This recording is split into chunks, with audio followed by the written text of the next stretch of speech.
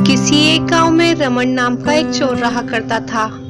वो पास के जंगलों से गुजरने वाले रास्तों पर आने जाने वाले मुसाफिरों को चाकू की नोक पर लूट किया करता था।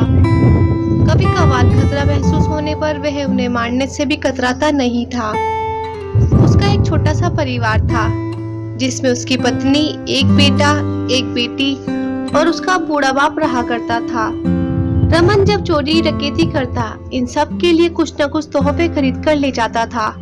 उसका पूरा परिवार भी जानता था कि वे जो सारी चीजें और पैसे लाता है वह चोरी और डकैती के होते हैं। एक दिन रमन ने एक बूढ़े आदमी को लूट लिया। वह बूढ़ा आदमी रमन के आगे बहुत गिड़गिड़ाया। उसने रमन से कहा कि ये पैसे वह उसकी बेटी की शादी के लिए दूसरे गांव से उधार लाया है। कृपया करके वह इन्हें ना लूटे, वरना वह अपनी बेटी की शादी नहीं करा पाएगा। लेकिन रमन को इस बात का कोई फर्क नहीं पड़ता, इसलिए रमन ने उस बूढ़े आदमी को धक्का मार दिया और उसका सारा पैसा छीनकर अपने घर लौट आया। घर पहुंचने पर रमन के पिता ने उससे पूछा कि आज कहां से आ रहे हो। तब रमन ने उन्हें बताया कि आज उसने एक बूढ़े आदमी को पैसे लूटे हैं, जो अपनी बेटी की शादी के लिए पैसे उधार लेकर अपने घर जा रहा था। रमन के पिता ने उससे कहा कि तुम्हें ऐसा नहीं करना चाहिए था। ऐसा करने से तुम्हें बहुत पाप लगेगा। तुम्हें अब चोरी चकारी और डकैती छोड़ देनी चाहिए और कोई मेहनत का काम करके पैसे कमाने चाहिए। तब रमन अपने पाप पर गुस्सा हो गया। उसने कहा, आपके मुंह से ये बातें शोभा नहीं देती, क्योंकि मुझे चोरी चकारी और डकैती सिखाने वाले आप ही हैं। अब आप मुझे ज्ञान मत दीजिए। उसके पिता ने उससे कहा कि हाँ बेटा, मैंने ही ये पाप का रास्ता तुझे दिखाया है, मगर जब मुझे इस बात का एहसास हुआ कि ये रास्ता गलत है, तो मैंने भी तो अपने बुरे काम करने छोड़ दिए। तुम भी जितनी जल्दी हो सके छोड़ दो, नहीं तो आगे जाकर बहुत पछताओगे। लेकिन रमन ने उनकी एक न सुनी और अपना बुरा काम करना जारी रखा। कुछ दिनों बाद रमन फिर से चोरी डकैती करने के लिए जंगल के आने जाने वाले रास्तों पर छिपकर बैठ गया। वहां पर एक जोड़ा नया नया शादी करके आ रहा था। उसने उन्हें पकड़ लिया और चाकू दिखाकर सारा पैसा और जेवरात मांगने लगा। इस जोड़े ने अपने पास रखे सारे पैसे और जेवरात दे दिए, मगर जब दुल्हन ने अपना मंगलसूत्र देने से मना किया, तब रमन को उन पर गुस्सा आ गया और उसने दूल्हे को मार दिया और दुल्हन को बोला कि अब ये मंगलसूत्र तुम्हारे किस काम का। अब तो तुम्हारा दूल्हा भी मर गया। लाओ, इस मंगलसूत्र को निकालकर मुझे दे दो। नई नई शादी करके आई दुल्हन अपनी आंखों के सामने अपने पति को मरता हुआ देख खुद भी सदमे से मर गई। यह सब घटना जब हो रही थी, तब पास के पेड़ के नीचे बैठा साधु यह सब देख रहा था।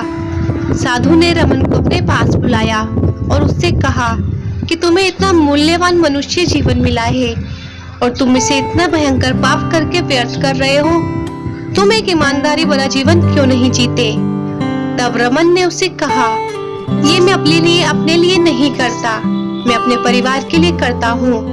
मैं जो लूटपाट करता हूँ, उससे जो मुझे पैसे मिलते हैं, वह मेरा सारा अपने परिवार के ऊपर खर्च कर देता हूँ। तब साधु ने रमन को कहा कि चाहे तुम अपने परिवार के लिए पाप करते हो, मगर इस पाप का सारा हिसाब तुम्हें चुकाना पड़ेगा। हाँ, अगर कोई है जो अपनी मर्जी से तुम्हारे पाप में भागीदार बनता हो, तब बात अलग होगी। रमन ने साधु की बात सुनकर तुरंत कहा, हाँ हाँ, क्यों नहीं।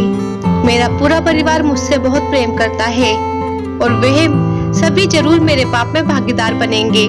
आखिरकार मैं ये सब उनके लिए ही तो करता हूँ। साधु ने रमन से कहा कि हो सकता है ये तुम्हारा भ्रम हो। इस बात को स्पष्ट करने के लिए तुम्हें अपने परिवार में से एक बार पाप की हिस्सेदारी लेने के लिए पूछ लेना चाहिए।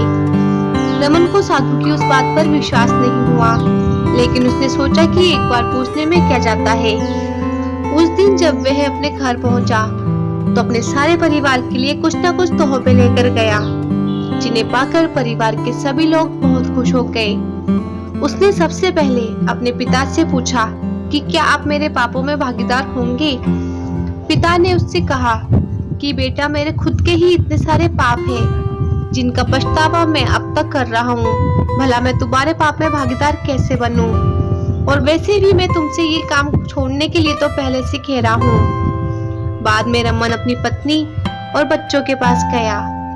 अपनी पत्नी और बच्चों से भी यही सवाल किया कि क्या वे उसके पाप में भागीदार बनेंगे। तब उसकी पत्नी और उसके बच्चों ने उससे कहा कि आप जो कुछ भी करते हैं वह हमारे लिए नहीं करते, बल्कि आप इसलिए करते हैं क्योंकि आपकी वह जिम्मेदारी है। आप अपनी जिम्मेदारी चोरी डकैती करके पूरी करो। हमने ऐसा कभी नहीं कहा। वो पूरी तरह आपका फैसला है, इसलिए उससे मिलने वाले पाप में हम आपके भागीदार कैसे बने। अपने परिवार का जवाब सुनकर रमन की आंखें खुल गई।